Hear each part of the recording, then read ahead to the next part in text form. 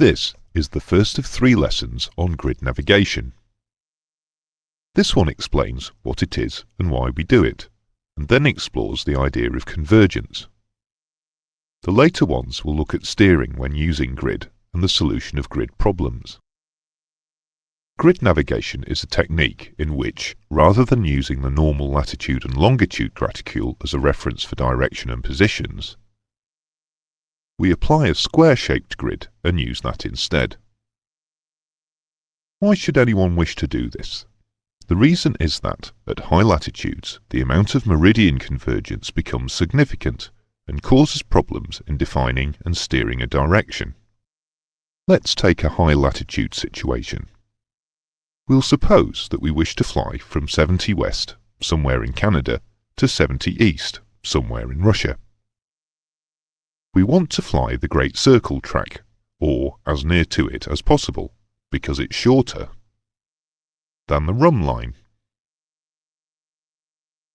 Here is the same situation on a polar stereographic chart. Position A is at 70 west. The line defining true north is the line joining it to the North Pole, that is, the meridian of 70 west.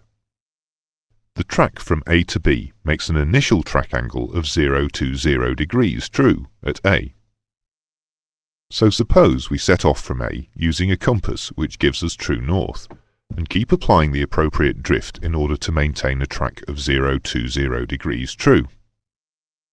But as we cross each meridian going eastwards, the direction of true north changes.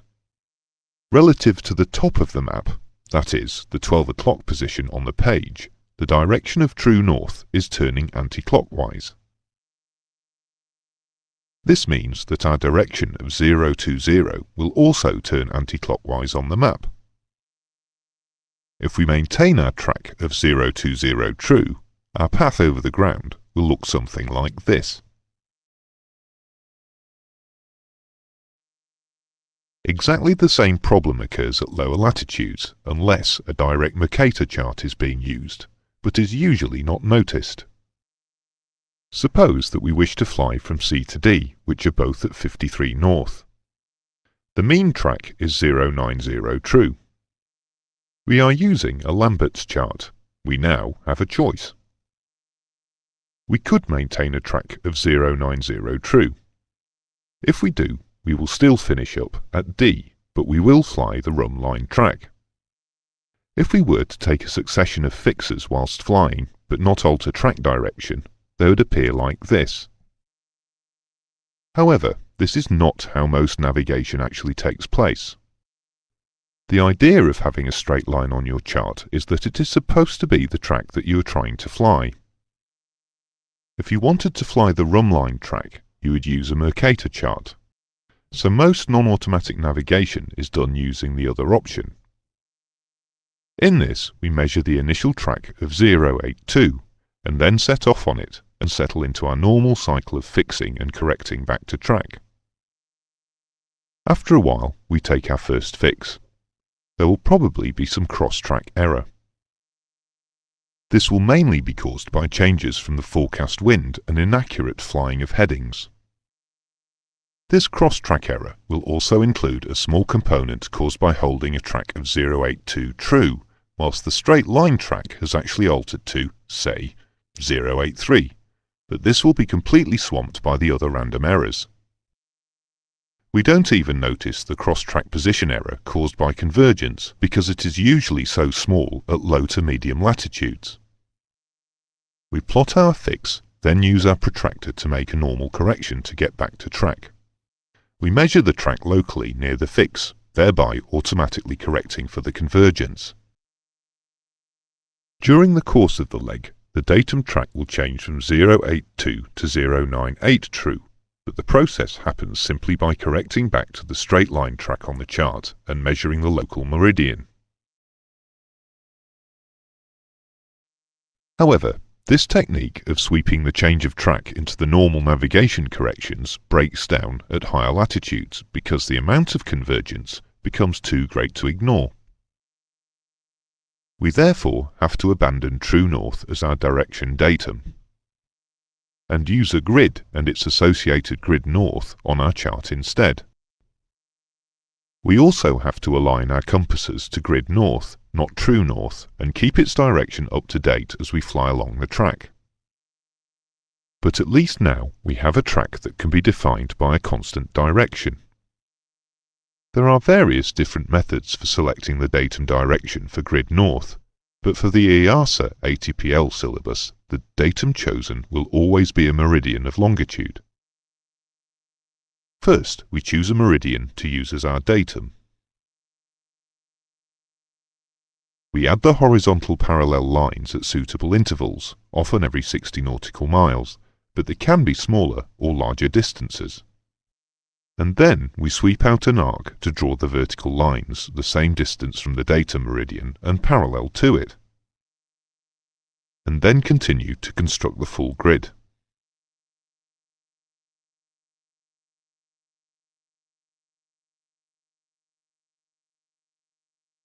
If the Greenwich meridian is chosen as the datum meridian, we call it a standard grid. Standard grids are widely used on printed grid maps for the European area. Another favourite datum meridian, often used in the USA and Canada, is 60 West.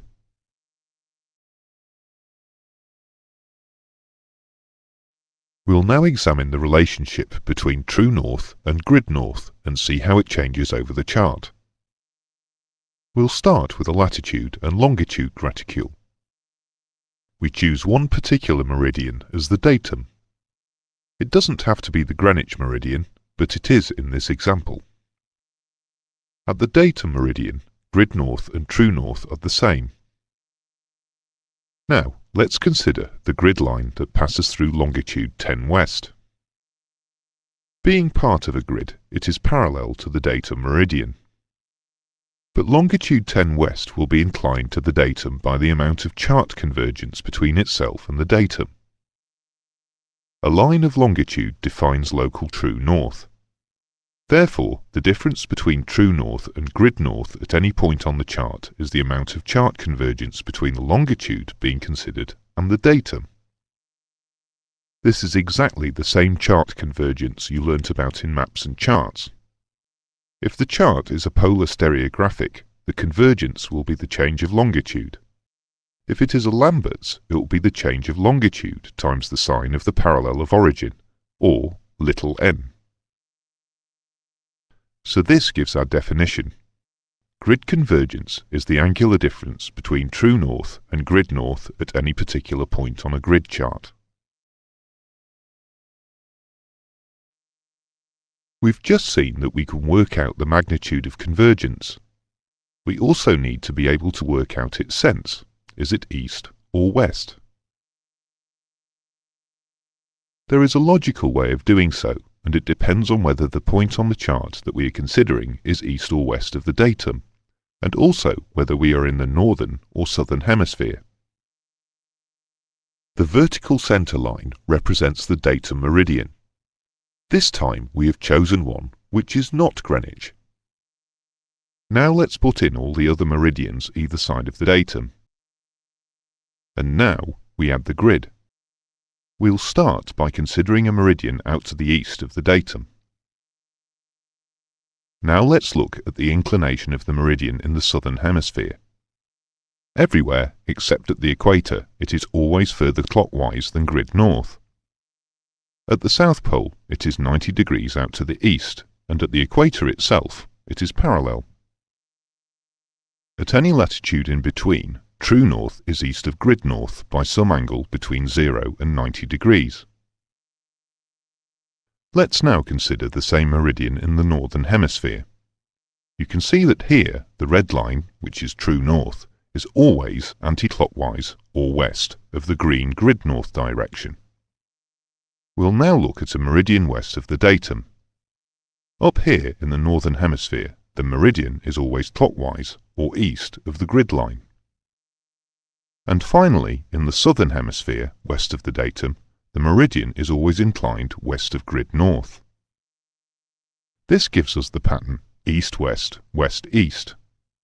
It is one of those useful mnemonics like D-I-I-D, which we have encountered earlier in the course. Remember and use it when solving grid problems. Convergence is annotated easterly when true north lies to the east of grid north, and westerly when true north lies to the west of grid north. And it follows this rule: convergence east, true least; convergence west, true best. This shows convergence east, true least. True north is out to the east of grid north, so convergence is defined as east. The grid heading is 105 degrees. Convergence east, true least. True should be 20 degrees less than grid, so the true heading should be 085, which it is, as we can see. This one shows convergence west, true best. True north is out to the west of grid north, so convergence is defined as west. The grid heading is 105 degrees. Convergence west, true best. True should be 20 degrees more than grid, so the true heading should be 125 true. Convergence follows the same pattern of conversion of direction as our previous conversions of true variation magnetic deviation compass. But note that it goes on the left-hand side of the columns if going from true to compass. So, to give an example, if the grid heading is 090 and the convergence is 10 west,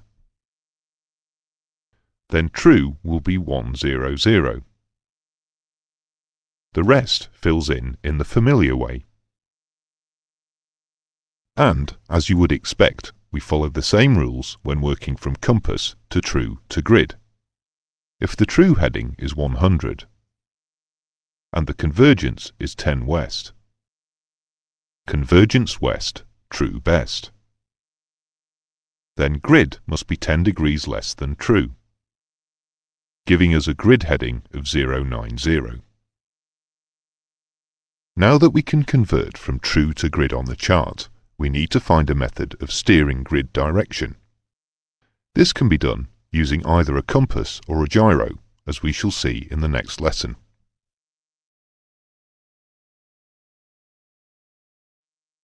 Let's summarize this lesson. It is the first of 3 lessons on grid navigation. It explains what it is and why we do it, and then explores the idea of convergence. The later ones will look at steering when using grid and the solution of grid problems. Grid navigation is used because, at high latitude, the amount of meridian convergence becomes significant and causes problems in defining and steering a direction. We use a grid and its associated grid north on our chart instead of latitude and longitude. And we also have to reorientate our compass or gyro. But we are able to define a constant direction for our straight line track. We choose one particular meridian as the datum, and from this we define our grid. We showed that our normal definition of chart convergence is also the difference between true and grid north at any point on the chart. So we can calculate the convergence by taking the change of longitude between the datum and any particular longitude on the chart and applying the normal rules, depending on whether it is a polar stereographic or Lambert's chart. Remember the rule EWWE to work out whether the sense of the convergence is east or west. Remember that convergence is east when true north lies to the east of grid north, and west when true north lies to the west of grid north. And remember, convergence east, true least; convergence west, true best. And finally, we showed that converting from grid to true follows the same simple rules as converting from true to compass, but note that the grid and convergence columns go on the left, if we are going left to right from true to compass. That concludes this lesson. We will study steering by compass or gyro when using grid next.